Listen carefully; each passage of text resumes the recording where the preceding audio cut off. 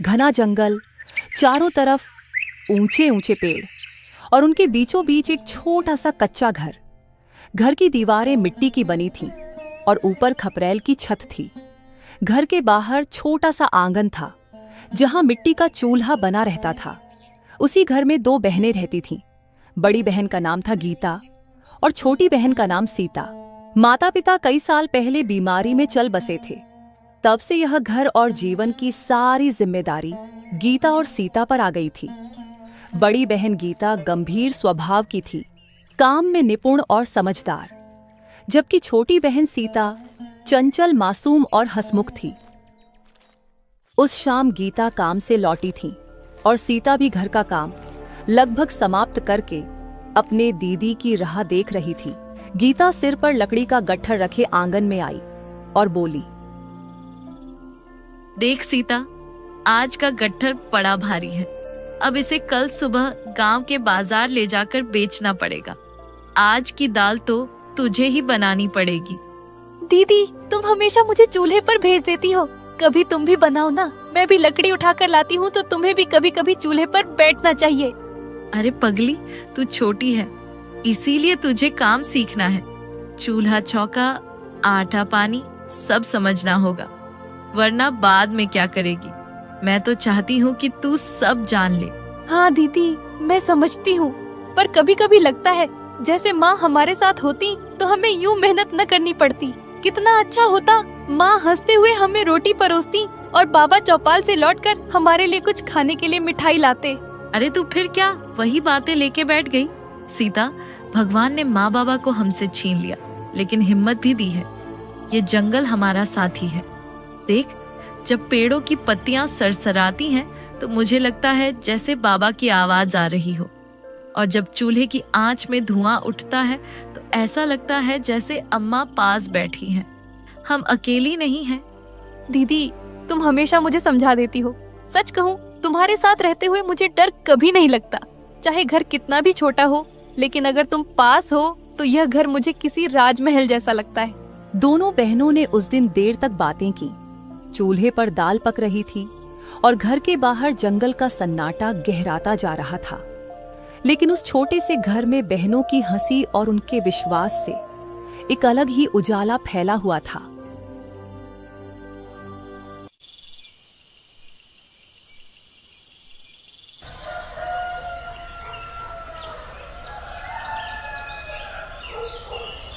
सुबह का समय था। गीता और सीता ने लकड़ी का गट्ठर सिर पर उठाया और गांव की ओर चल पड़े। रास्ता जंगल से होकर जाता था। पक्षियों की चहचहाहट, पत्तों की सरसराहट और बीच बीच में झाड़ियों में जानवरों की हल्की आवाज। जब वे गांव पहुंचे तो चौपाल की तरफ से गए। चौपाल पर गांव के बड़े बुजुर्ग बैठे थे।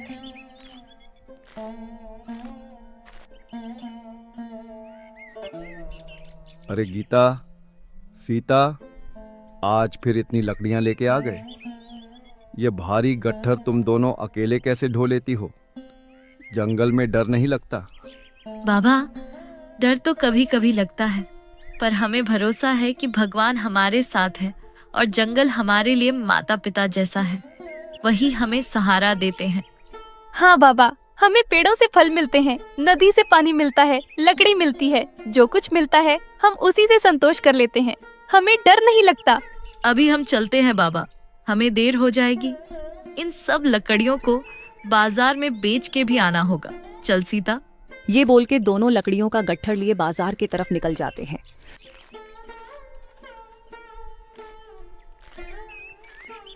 कुछ समय बाद जब दोनों बहनें लकड़ियां बेच के घर आते हैं तो आसमान पूरा काला हो गया था। बरसात का मौसम था। शाम होते होते तेज आंधी शुरू हो गई। देखते देखते बारिश की धारें बरसने लगी। गीता और सीता अपने घर के अंदर बैठी थीं। दीदी, छप्पर टूट ही जाएगा लगता है।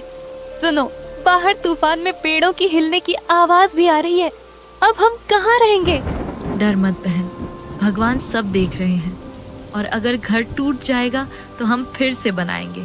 हिम्मत रख, जब तक हम दोनों साथ हैं कोई संकट हमें तोड़ नहीं सकता।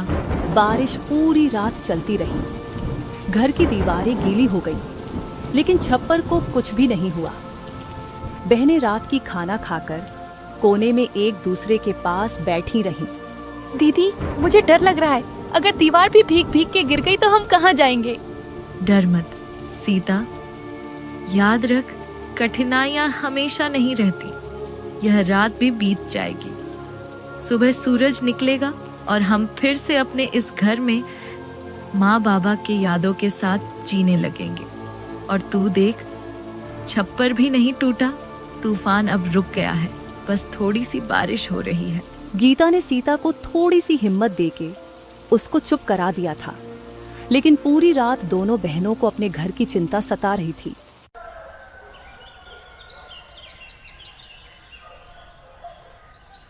सुबह जब गांव की निराला काकी उनके घर देखने आई तो उसने घर की हालत देखकर बोली, अरे बेटियों, शुक्र है तुम्हारा घर ठीक है। मुझे और तुम्हारे काका को तुम दोनों की चिंता सता रही थी। पता नहीं दोनों बच्चियां इतनी तेज आंधी बारिश में कैसी होगी, लेकिन भगवान का शुक्र है तुम दोनों और तुम्हारा घर ठीक है। काकी, आप लोगों की आशीर्वाद और भगवान की कृपा से हमेशा की तरह ये घर बस गया और हम भी सुरक्षित हैं। और लगभग बारिश की मौसम खत्म होने ही वाला है, तो अब मन से थोड़े फिक्र कम होने भी लगी है। आप सब हमारे लिए माँ बाप जैसे हैं। अच्छा लगा कि आप हमारी हाल पूछने आए काकी। हमारा आशीर्वाद तो हमेशा रहेगा, लेकिन बेटी, हम तो कब से चाहते हैं कि तुम दोनों हमारे वहां आके रुको। इस जंगल के बीच तुम लोग इतने भी सुरक्षित नहीं लगते। नहीं काकी, आप तो जानते हैं, ये जमीन और घर माँ बाबूजी की आखिरी निशानी है। इसे छोड़कर हम कहीं नहीं जा सकते। हाँ, मैं जानती हूँ गीता, इसलिए तो तुम दोनों को ले जाने की तुम्हारे काका और मैं जिद नहीं करते। चलो बेटी, अभी मैं चलती हूँ। थोड़ी देर रुकिए ना काकी, चाय पी के जाते तो अच्छा लगता। नहीं नहीं बेटी, तुम लोग काम करो, मैं चलती हूँ। ये बोल के निराला काकी दोनों बहनों की हालचाल पूछ के वहां से चली जाती है और दोनों बहनें भी काम में लग जाती है। गीता पानी भरने नदी में जाती है और सीता रसोई के काम में लग जाती है।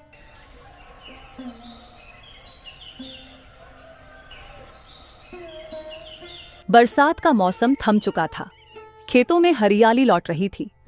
गांव में धीरे धीरे मेले की तैयारी शुरू हो गई थी। हर साल बरसात के बाद मेले का आयोजन होता था, पर हर बार की तरह गांव के लोग खुश कम और चिंतित ज्यादा थे। कारण था, गांव का जमींदार रामलाल और मुखिया हरछू दोनों आपस में मिले हुए थे और गरीबों से झबरन चंदा वसूलते थे। उस दिन सुबह गीता और सीता घर के आंगन में अनाज सुखा रही थीं। चूल्हे पर सीता दलिया चढ़ा चुकी थी। तभी दूर से जमींदार और मुखिया और जमींदार का आदमी दिखते हैं। दीदी देखो तो, ये तो जमींदार और मुखिया हैं। यहाँ क्यों आ रहे होंगे? शायद वही होगा जिसकी मुझे आशंका थी। मेला नजदीक है और अब ये लोग चंदा मांगने आए होंगे, लेकिन चंदा मांगना नहीं, जबरदस्ती ऐंठना कहो। कुछ ही देर में जमींदार रामलाल और मुखिया हरखू एक नौकर के साथ आंगन में आ पहुंचे। रामलाल के चेहरे पर घमंड साफ झलक रहा था और हरखू इतराता चला आ रहा था। ओ गीता, सीता, हम आए हैं, थोड़ा आवाज लगाओ, गांव का मेला आने वाला है। हर घर से चंदा लेना है, गरीब अमीर सबको देना पड़ेगा। गीता ने नम्रता से आकर हाथ जोड़ लिया। जमींदार बाबू, हम तो दो अनाथ बहनें हैं, जैसे तैसे जंगल से लकड़ी बेचकर गुजारा करते हैं। हमारे पास इतना बचता ही कहाँ है कि चंदा दे सके। माफ कीजिएगा। ये सुन के रामलाल का चेहरा तमतमा गया। अरे ओ, हमें बहाने मत सुना। मेला गांव की इज्जत है। अगर तुमने चंदा नहीं दिया तो कल तुम्हारा नाम चौपाल पर खराब कर दूंगा। सबको बता दूंगा कि तुम दोनों बहनें गांव के काम में साथ नहीं देती। पिछले साल भी वही किया था तुम दोनों ने, लेकिन हमने तुम्हारी बातें मान ली थी। सीता अब तक चुप थी, मगर रामलाल के मुंह से ये सब बात सुन के वह बात सह नहीं पाई। जमींदार बाबू, गांव की इज्जत हमसे ज्यादा कौन समझेगा? हम भी तो गांव की ही बच्चियां हैं, लेकिन जो पेट भरने लायक अनाज मुश्किल से जुटाता हो, उससे आप सोना चांदी की तरह चंदा चाहते हैं? यह तो अन्याय है। हरकू मुखिया तुरंत बीच में कूद पड़ा। चुप रह लड़की, ज्यादा जबान मत चला। गांव के सम्माननीय व्यक्ति से कोई ऐसे बात करते हैं क्या? हम मुखिया हैं इस गांव के। हमें पता है किसके घर में कितना है। तू मत समझ कि तेरी गरीबी हमें नहीं दिखती। गरीब को हमेशा चुप रहना चाहिए और जो हुक्म दिया जाए मान लेना चाहिए। गीता ने गहरी सांस ली और शांत स्वर में बोली, मुखिया जी, हम आपकी इज्जत करते हैं, लेकिन जबरदस्ती चंदा लेना सही नहीं है। मेला गांव वालों की खुशी के लिए होता है, न कि किसी की ताकत दिखाने के लिए। हम चाहें तो अपने हाथों से मेला सजाने का काम कर देंगे, लेकिन चंदा देना हमारे लिए असंभव है। रामलाल और हरखू दोनों उनकी अपमान करते हुए बोले, सुना ना हरखू, ये लड़कियां हमें उपदेश दे रही हैं। इन्हें लगता है कि इनकी बात मानकर हम चंदा छोड़ देंगे। देखो लड़कियों, जमींदार और मुखिया की बात कभी टाली नहीं जाती, वरना नतीजा अच्छा नहीं होता। उनके धमकी और अपमान को देख के सीता को गुस्सा आ जाता है और गुस्से में बोलती है, नतीजा चाहे जो हो, हम अपना पेट काटकर आपका लालच पूरा नहीं कर सकते। आप बड़े हैं, आपसे झगड़ा नहीं करेंगे, लेकिन सच यही है कि गांव वालों के चंदे का हिस्सा मेले से ज्यादा आप लोगों के पेट में जाता है। आंगन में सन्नाटा छा गया। जमींदार और मुखिया को उनके इल्जाम लगाने पर बहुत गुस्सा आया और हरखू ने गुस्से में बोला, रामलाल जी, छोड़िए इन्हें। चलिए चौपाल पर इनका नाम चढ़ाते हैं और इनको मेले में प्रवेश करने से पाबंदी लगा देंगे। फिर देखेंगे गांव के लोग इनसे कैसा व्यवहार करते हैं। रामलाल ने ठंडी सांस लेकर कहा, ठीक है, हम अभी चलते हैं, लेकिन याद रखना लड़कियों, जमींदार की बात टालना आसान नहीं। आज नहीं तो कल तुम्हें हिसाब चुकाना ही होगा। इतना कहकर दोनों और उनका नौकर चले गए। गीता और सीता देर तक खामोश खड़ी रही। हवा में अजीब सा बोझिलपन था। दीदी, अब क्या होगा? अगर उन्होंने चौपाल पर हमारा नाम खराब कर दिया तो गांव वाले भी हमें ताने देंगे। हम तो पहले ही अनाथ हैं, सबके सामने और अपमानित होना पड़ेगा। डर मत बहन, सच का रास्ता हमेशा कठिन होता है, लेकिन हमें झुकना नहीं चाहिए। अगर हम आज हार गए तो कल यह जमींदार और मुखिया हम गरीब पर और जुल्म करेंगे। हमें डट कर खड़ा होना होगा। सीता ने अपनी दीदी की आंखों में देखा। वहां डर नहीं, बल्कि आग की तरह चमकता हुआ साहस था। उसने सिर हिलाया और बोली, हाँ दीदी, अब चाहे पूरा गांव हमें गलत समझे, पर हम सच से पीछे नहीं हटेंगे।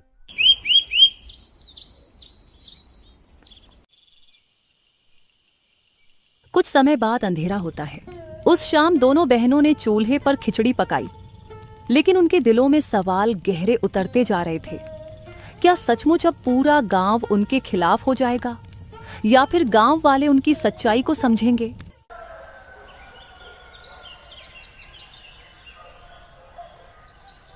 अगली सुबह गीता और सीता कुछ लकड़ियों को साथ लेके गांव के बाजार जा रहे थे। तभी दोनों ने देखा कि जमींदार और मुखिया गांव के कुछ लोगों को जमा करके गांव के होने वाले मेले की बारे में बता रहे थे। सुनो सुनो गांव वालों, इस साल का मेला हमारे गांव की शान है। हर घर से चंदा लिया जाएगा और कोई बहाना नहीं चलेगा। चाहे गरीब हो या अमीर, सबको देना पड़ेगा। हाँ, और जिसने चंदा देने से इनकार किया उसका नाम गांव में बदनाम किया जाएगा।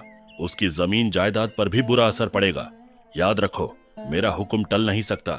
लोग चौपाल पर सहमे सहमे खड़े थे। कुछ ने डर के मारे तुरंत पैसे दे दिए थे, कुछ चुपचाप सिर झुकाकर खड़े रहे।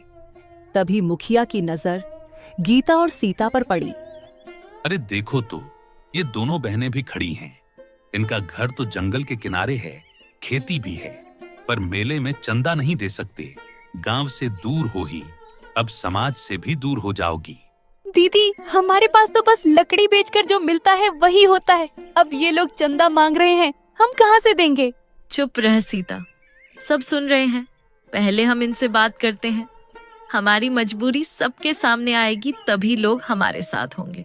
गीता आगे बढ़ी और मुखिया के सामने हाथ जोड़कर बोली,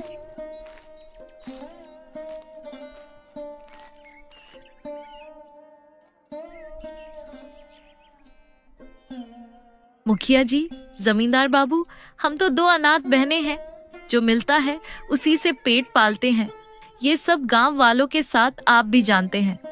मेले में हम सेवा देंगे जैसे हर साल करते हैं, लेकिन पैसा देने की ताकत हम में नहीं। कृपा करिए, हमें माफ कीजिए। और जब माँ बाबूजी थे तब तो उन्होंने गांव के मेले में हर साल चंदा देते थे, लेकिन अभी आप लोग हमारी परिस्थितियों को समझे। क्या कहा तूने? पैसा नहीं दोगी? गांव का मेला कोई बच्चों का खेल है? अगर हर कोई तेरे जैसा सोचने लगे तो मेला ही ना लगे। और ऊपर से तू हमें समझाने चली है। हाँ गीता, तू अपने आप को बहुत सयानी समझती है, लेकिन मत भूल गांव में हमारी चलती है। तेरे घर की जमीन भी जंगल के किनारे है। अगर हम चाहें तो तेरे लिए रास्ता बंद करवा दें, तब देखना तू लकड़ी बेचने भी नहीं जा पाएगी। गांव वाले ये सब सुन रहे थे, पर डर के मारे कोई बोलने की हिम्मत नहीं कर रहा था। सीता डर रही थी, लेकिन गीता का चेहरा और कड़ा हो गया। जमींदार बाबू, हम गरीब हैं, लेकिन डरपोक नहीं। आपने सही कहा, गांव का मेला सबका होता है, लेकिन क्या मेला गरीबों के पेट काट कर होगा? अगर अमीर लोग दोगे तो ही मेला चल पाएगा। हम अनाथ बहनों से चंदा लेकर आप क्या अपनी इज्जत बढ़ाओगे? जो भी हो, हमारे हाथ से मेहनत का अन्न उठता है, दूसरों का हक नहीं छीनते। आप चाहें तो हमें मेले की सेवा